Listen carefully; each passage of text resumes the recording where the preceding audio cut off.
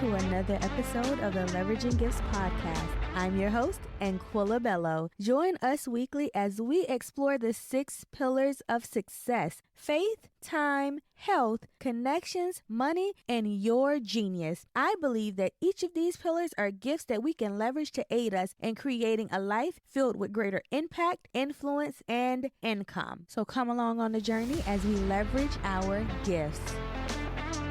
Hey friend, and welcome back to another episode of the Leveraging Gifts podcast. The last few episodes we've talked about how I stepped into a place of using my gifts and also why your gifts matter. But today I want to talk about how when you're on that journey of using your gifts, how resistance is going to show up and you have to be in a place to make a decision to move past the resistance, the fear, the doubt, and the insecurity that comes up when you're on this journey. Because this journey of using your gifts is a purpose journey. You're operating from a place where you are deciding to create a legacy and leave an impact for the world around you. And when you're doing something of that magnitude, things will happen to try to knock you off course. And you have to be at a place to understand that what you see is not really what you're battling against. What you're battling against a lot of times is internal. It's your ego, and your ego is really there to protect you. Your ego is this mechanism that says, hey, we haven't done that before, or we haven't been there before, and I'm not sure what's going to happen if we step over there, so let's not go there, right? So the ego is really there to protect us from getting into situations that we've never been in before, or for trying things that we've never tried before, because the ego doesn't want us to fail in front of other people. The ego doesn't want us to get out there and be embarrassed. So the ego is like, hey, I hear you. I see what you're doing, but we've never been there before. We've never done that. So let's take a step back and let's not do that because we're not sure of the outcome, right? But then the problem that tends to happen is that our ego will partner with our fear. And fear has the same goal as ego, and that is, again, to protect us. If you are walking in a dark alley at midnight and you have your keys in your hand and you start to hear footsteps, fear is going to say, hey, get to your car really, really quickly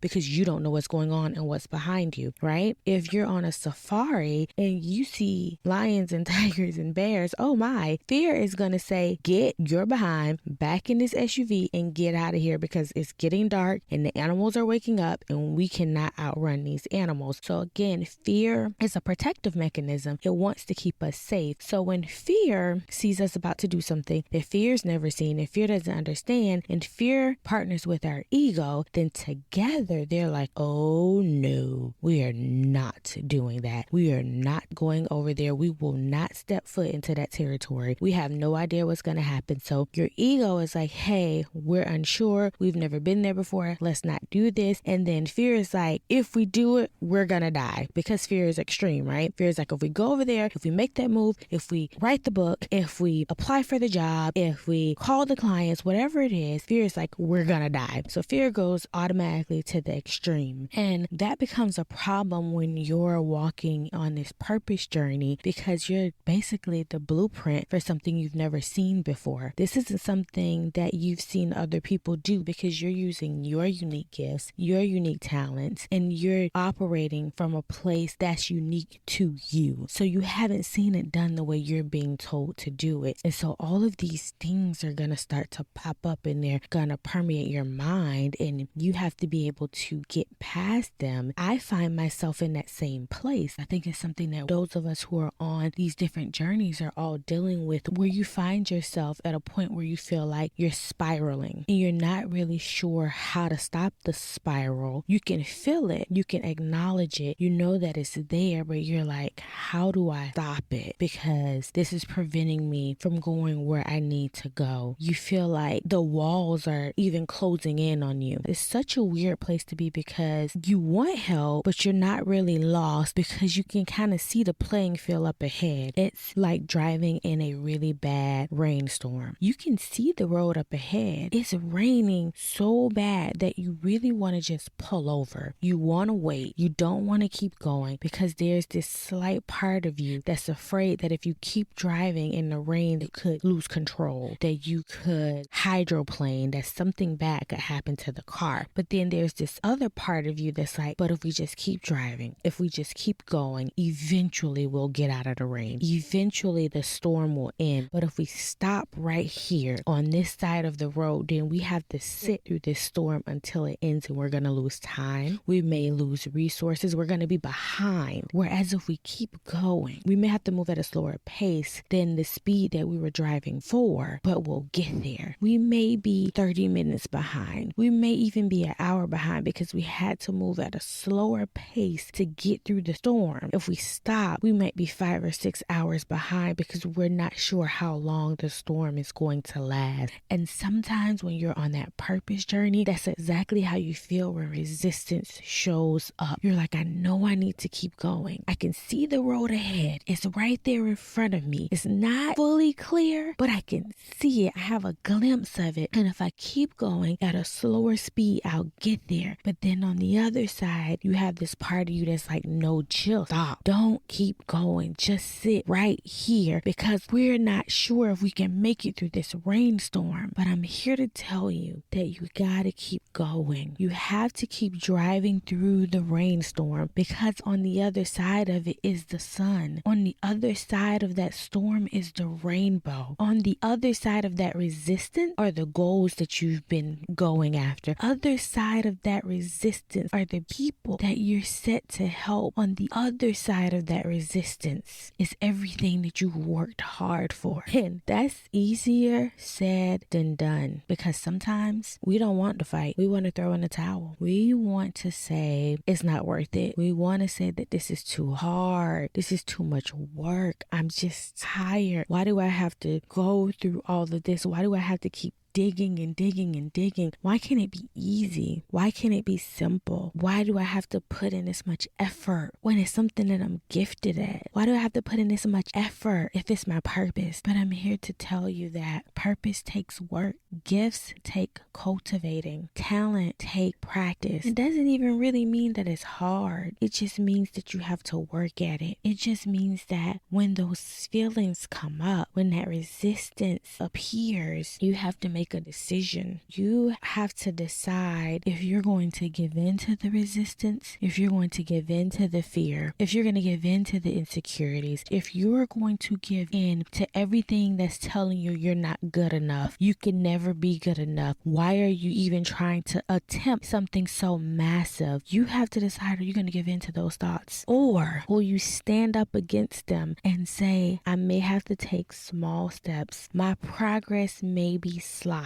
I may have to move in imperfection, but I'm going to keep going. I'm going to keep moving. I'm going to keep trying. I'm going to be like the toddler that keeps trying to run even when they can't walk. You guys know those babies who have yet to take 2 steps, but every time they get up, they're moving their little legs like they're trying to run. And you're like, can you try to walk first? But they don't care. They're like, I see you running. I see this person running. If they can do it, then I can do it. And eventually they keep going on those little wobble legs to that thing that they were trying to do as a run turns into a steady walk that eventually turns into a run. And so we have to think like them, like, I'm not giving up. Even though I fall down, I'm going to stand up and I'm going to try again. Even though I fall down, I'm going to get up and I'm going to try again. Even though it's sloppy, I'm still going to move forward. Even though it's not perfect, I'm still going to put it out in the world. Because the more you move, every time you take a step, it gets a little bit better and it gets a little bit easier and you get a little bit closer to that finish line. It's like the little engine that could. Remember, he just kept saying, I think I can, I think I can, I think I can. And eventually his little small chugs turned into him just chewing up the track. But he started with this little slow tug of, I think I can, I think I can, I think I can. And today I'm not just talking to you all, I'm talking to myself as well, because I found myself in that very place recently where I'm moving in the things that God has told me to do. And and I'm using the gifts that are within my hand, but it seemed like things just weren't moving at the pace that I desired for them to move at, right? That, hey, I'm putting some things out, I'm making some phone calls, I'm sending some emails, I'm doing the work that I need to do to get my voice out into the world. I'm doing the work that I need to do to follow this purpose journey, but I'm not seeing the results that I want to see. And it's almost like, hey, you told me that if I was obedient and I did the thing that you said do, that things would be a lot easier. And I'm just like, okay, God, I'm doing the work, I'm doing the things, but I still feel like I'm spiraling. I still feel like the walls are closing in on me. I still feel like I'm not moving fast enough, like things aren't happening suddenly, like it's taking too long. I'm not noticing any shifts. I still feel like I'm in the same place that I've been in. And I felt myself getting to a place where I started projecting. So instead of me dealing with the feelings of what was happening on the inside, right? All this internal turmoil, all the thoughts of maybe I don't even need to do this, the things just trying to keep me off track. Instead of dealing with those internal feelings, I found myself projecting outward. I'm projecting onto my children. I'm projecting onto my husband. I'm projecting on to those closest to me as they're trying to just aid me in what I'm going through. I find myself lashing out at them, right? And most of the time when we're in that place, when we're lashing out, it's the people that's closest to us who usually get it first. So as you're trying to process and deal with whatever you're feeling, you find yourself maybe saying negative things or mean things or being angry or upset about things that have nothing to do with what you're feeling on the inside of you. But that's because you're looking outward instead of inward. And in order for you to deal with that resistance, in order for you to be able to move past those feelings and those emotions, then there are some things that you first have to do before you can get past that. And so I'm going to go over a few steps that can help you go past this place of fear and doubt and debilitating anxiety that's preventing you from moving forward. So here's some steps that you can take to deal with what's happening. The first step is to acknowledge. Acknowledge how you feel. The problem that tends to happen when we're feeling resistance or we're feeling fear or doubt is we try to push it away. And I know the world tells us like, oh, ignore the fear and just go and rush out there and do whatever. That, in my opinion, is unhealthy advice, because what tends to happen when you suppress your feelings and you constantly push them down is that eventually they come back up. And usually when they come back up either in you doing something destructive to yourself, you using destructive words to those you care about the most, who are the closest to you, i.e. when I was talking about earlier, you lash out at your spouse, your significant other, your kids, whatever, because you kept suppressing and suppressing and suppressing. Or it can even lead to illnesses and sicknesses within your body, headaches, depression, high blood pressure, just all of those things. So our health pillar is all out of whack when we're doing that because we're suppressing. So we're not going to ignore our feelings. The first step is to acknowledge. Acknowledge how you feel.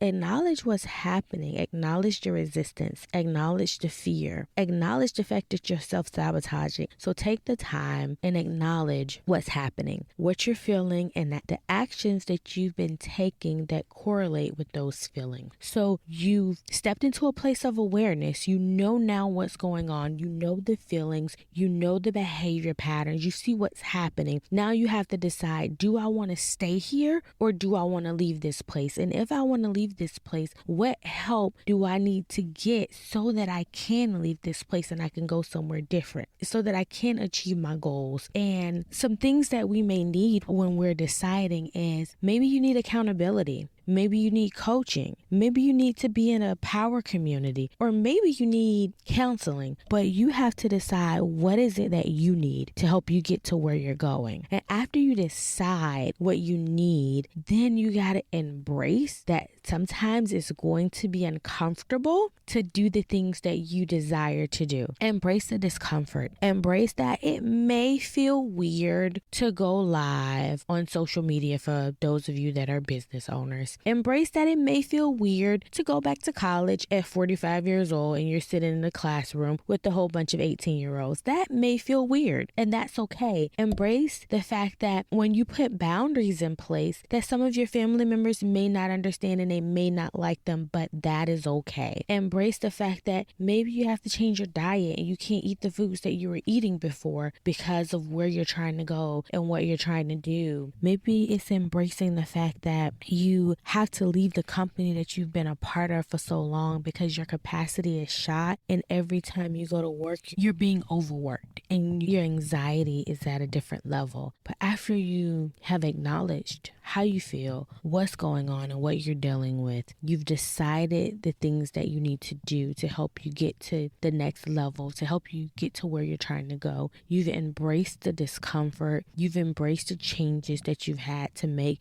You've embraced the boundaries that you had to put in place. Now you have to act on those things. So you can acknowledge, you can decide, you can embrace, but if you don't take action, nothing's really going to change. Taking action is doing the things that you said you were going to do when you said you were going to do them. Taking action is the needle moving activities that allow you to see the progress that you're trying to make. So you got to take the action. And once you get into that place of taking action, then you can kind of start to silence those fears, those doubts, that anxiety that was coming up before. Those things will begin to go away on their own, because the more you take action, the more you're telling that ego version of yourself that was like, hey, we never been here before, we've never done this. Hey, we did do this. We did it last week, remember? And your ego is saying, oh, you're right, and it worked out. And fear is also being retrained as well, because fear is saying, hey, we did that 2 days ago and we got great results, or we worked that type of job before and it worked out for us. So now you're rewriting the story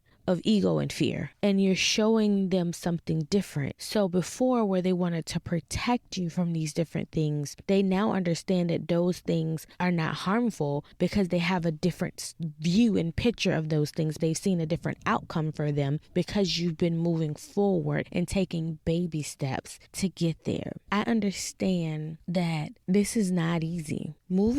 When you're dealing with the self-sabotage, with the fear, with the anxiety, when you're spiraling, it's easier to give into those feelings than to fight against them. It's easier to say, I'm going to throw in the towel. It's easier to decide that it's not worth it. It's easier to keep doing the things that you've always done. But if you keep doing the things that you've always done, you're going to keep getting the results that you've always gotten, and you're not going to get what you truly desire. So while it's easier to stay where you are, it's more beneficial to go where you're trying to go. It's more beneficial to reach your goals. It's more beneficial to step outside of those areas where you've been comfortable for so long and try something new and go towards where you want to go. I get it. Trust me, because I'm right there, right along with you. Recording an episode for a podcast weekly is not the most comfortable thing to do. I'm like, I don't have anything to say. What am I going to talk about? What am I going to tell these people? Can I just not do it?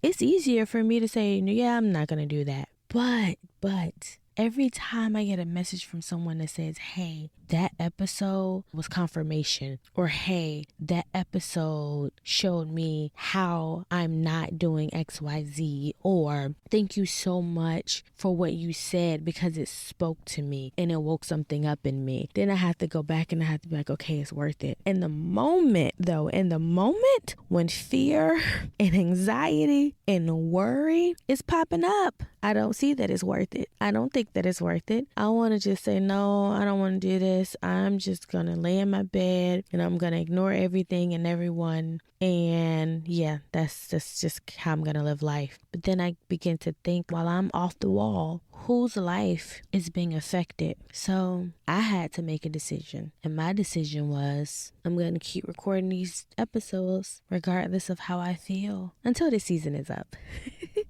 But it's not up anytime soon, I don't think. We're just getting started. But I'm going to record these regardless of how I feel or what's going on around me. That was my decision. I'm going to embrace the fact that I don't always know what to say. I'm not always sure that I'm helping someone. Sometimes I feel like I'm just rambling, but I'm going to embrace that. I'm still going to do it because somebody's listening. Hopefully it's helping some person, but it's also my gift. And this is one way for me to use it because I don't want to lay on my deathbed. And as I'm laying there, I think about all the goals, all the dreams, and all the skills and talents that I had that I never used, that I never accessed, that I never cultivated. I don't want to be that person. I don't want to leave here with so many regrets because I chose to feel into fear, because I chose to do what was easy, because I chose not to be uncomfortable. I don't want that. And I hope you don't want that either. So I hope you decide to feel into the fear, acknowledge the fear, and then decide to do something different and not live according to fear. I hope you embrace